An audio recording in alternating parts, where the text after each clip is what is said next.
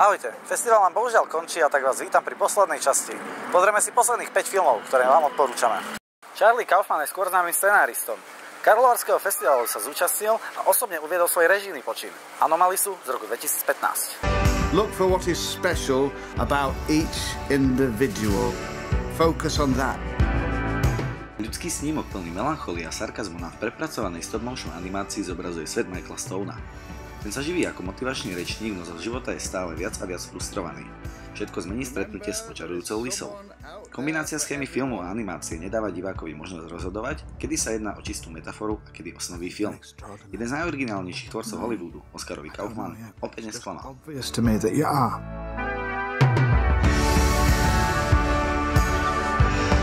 Our time is limited, we forget that.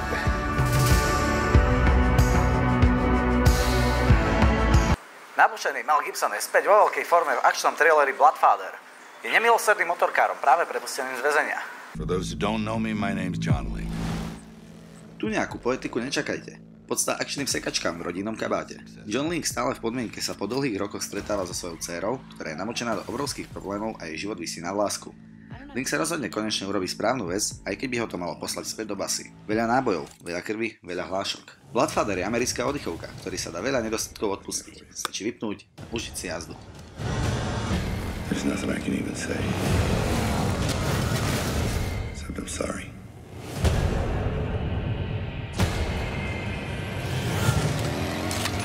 Ruské drámy sú v poslednej dobe veľmi zaujímavé a úspešné.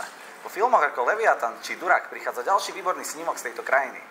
Film o stredoškolákovi Veniaminovi má názov Mučeník.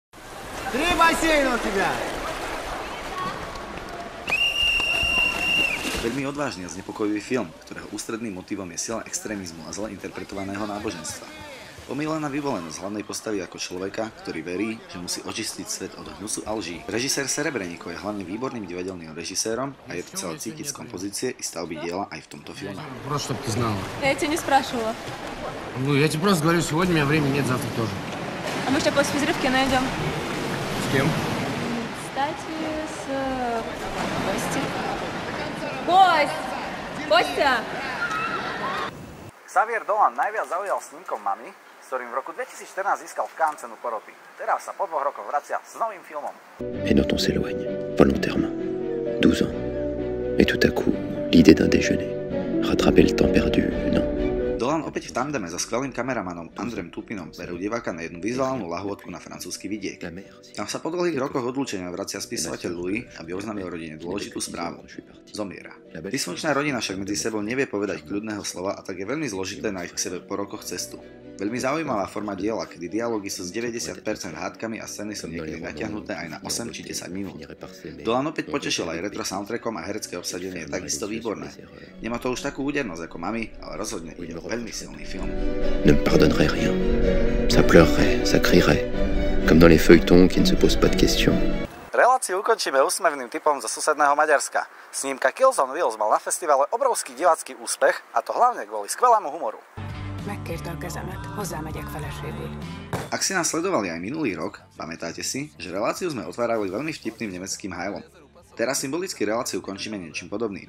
Kills on Wheels je šialenou komédiou o vozíčkaroch, ktorí sa stanú nájomnými vrahmi. Po filme všetko pasuje do seba, či tempo, dobre načasovaný humor, výborná úderná hudba, herecké výkony a aj záverečná pointa, ktorá poteší. Veľmi dobrý snímok aj pre zvýšenie osvety. El kell kapnunk a főnököket, a vizet rendesen menni fog. De ugye senki nem tud rólunk. Ez a természet, ez így jó. Senki. Modellkaja, kitaláltam, mit kéne csinálnod majd a téren.